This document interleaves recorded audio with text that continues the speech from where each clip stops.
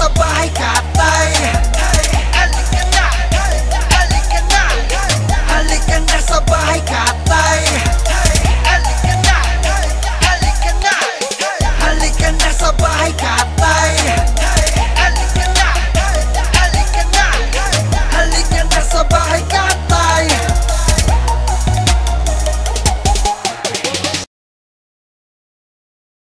Yo! Bago natin ipakilala ang ika-4 na kalahok para sa rap song competition ng finale ng Giniling Festival na pinamagatang El Catay 3. Aking pong hinihingi ang malakas na palakpakan at sigawan ng bahay, Catay! Yeah, ang wala siya pa doon sa lakmat sa rock and roll at sa lahat ng mga pinakarating dito ngayong gabi sa aming finals. Sumaksi, simula. Okay? Papakilala ko, nakakilala sa kaliwa. Papakilala ka, kapatid. Ako nga pala si Rap Gore ng banta ng hip hop. Pasensya na kayo, medyo inuubo ako at sinisipon. Hindi ko alam kung makagawa ko na maayos to. Na, sabi ni Abaddon, kaya yan. Alright, maraming salamat Vicious and No Hype Clothing sa Peñamante Brothers sa Lapis Agenda. Monumento Clan. Right. Kay Espon Shakul, nandito na yung William Floma. Salamat sa bahay, Katay. Maraming salamat na pa doon.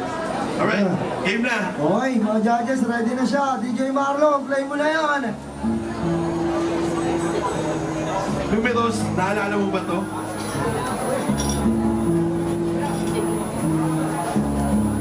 Ay, nakakaan siya. Yeah.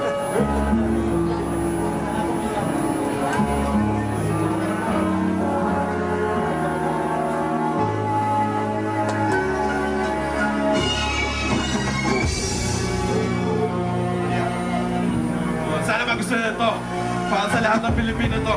Alright.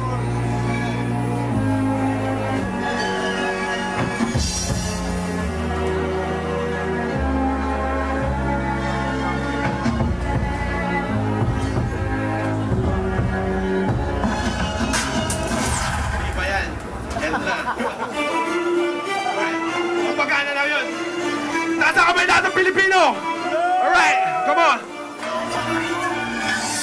Tinaguyod ng Makata, may matayog na pangarap. Lumalaban ang sabayan kahit dumadaan sa hirap. Pilit nagsusumika, hindi nagpapatingan. Pumapalag sa anumang hamon pagkat puso'y nag-aalam. Yan ang sagisag na tatak ng Pilipino. Nala sa sipag at syaga mula pa sa kanyang ninuno. Ibinawang ay buwan, kanyang mga tagumpay. Kadalikas katalinuhan ang pambago ng Pinay. Dito, makikita mga tunay na tigas. Kamaog bumubulusok ang tunay ng world class. Di basta mapapasubo at di kayo mapapasubo ang tunay na Pilipino. Di basta yumuyuko. Pinoy, happy gat na mas pinalakas. Mas maraming bumila yung Pilipino. Yo! Sakit! Sigaw lahat ng Pilipino!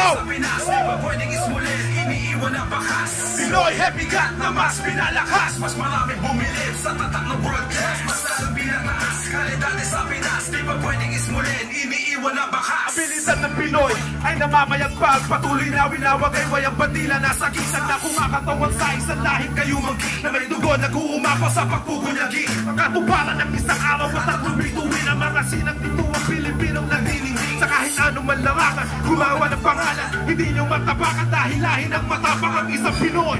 Namulan to na Makata na laging gamit mga salitang mga talinhaga. Yan ang awin din na ay sulat ng isang alamat. Mga veterano sa gera, yan ang Pinoy Heavy Gat. Yes! Pinoy Heavy Gat na mas pinalakas. Mas maraming bumilip sa tatak ng world class. Mas lalong pinataas, kalidade sa Pinas. Pilipino!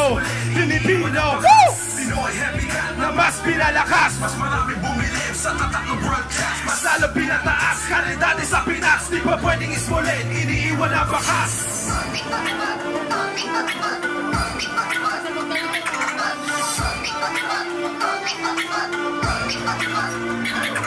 Tumaba ang sumusulong kahit natataba. Hindi takot na sumubok na patunayan ang gawain. Tumang bawat hangarin ng isang tunay na Pilipino. Di mapapatinggap na tunay ang resibo.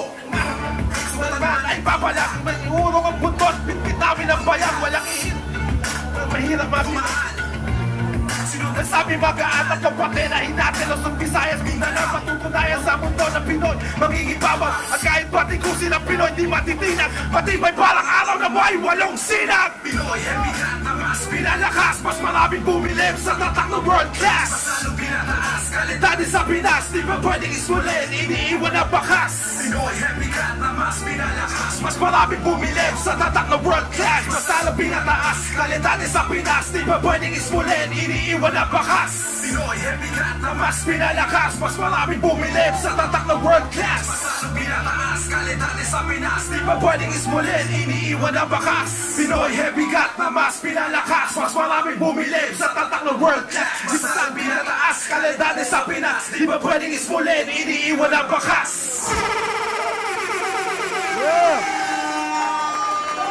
Alright, ito si Rockburn. Tungo tayo sa ating mga orado. Number 1 fan mo, blessed na.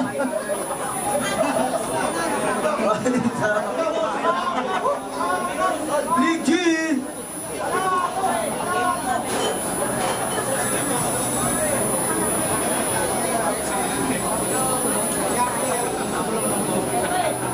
Excuse me. Ayan, gusto ko yung ganda niya. Lahat naman tayo dapat maging proud, maging Pinoy, di ba? Yung performance niya, yung energy niya, hindi bumaba. Meron lang siyang konting error sa last verse, pero walang problema yun. Overall, sabi ko nga, kahit dyan tayo gagaling, meron pang ibang mas magaling sa atin, pero maganda yung pinakita niya ngayon. Alright, Hudas! Ganda ng intro eh. Parang bumabalik ako doon sa Jackabar nung lumalaban pa kami ng rap contest eh. Doon sa buong performance, medyo nalaglag lang ng konti. Pero nakakabilib kasi yung mga tao, normally pag nagpe-perform ka, tapos yung tao sobrang hype, nakakadala eh. Pero sa mga ganyan kasing klase ng performance, normally talaga yung mga tao, pagpasok mo pa lang nakanganga na yan. Pagkatapos mo bumanat at saka lang sila magre-rap kasi mas pinapahalagahan nila yung message ng banda. Kaya ayos. Salamat, Hudas Numerous! Nung nagsisimula ako sa rap contest dati, marami akong nakakalaban yan eh. Mga tungkol sa bayan yung kanta. Madalas tinatalo ko nun kapag ganun yung kanta. Kasi yung kanta ko, wala lang. Hindi pa Republican Nonoy. Ayun, rapper. Dito sa Bahay Katay, sa ilong niya ito nakarinig ng ganyang pinang-battle na kanta. Ayun, bounce. May konting dapa sa third verse. Ayun. Sayang, pero bounce. Yung mga tao nakatingin lang sila, mas sinanda nila yung sarili nila sa gusto nilang marinig eh. Ganun. Ayan, rapper. Lakas pa rin. Na-miss ko lang yung nagtatanto siya, yung ganyan yung bigat ng boses na miss ko. I'm a fan. Na-miss ka rin. Alright, salamat kapatid na duwer. Salamat, pasensya na at may sakit lang talaga. Halika na sa bahay, Kat.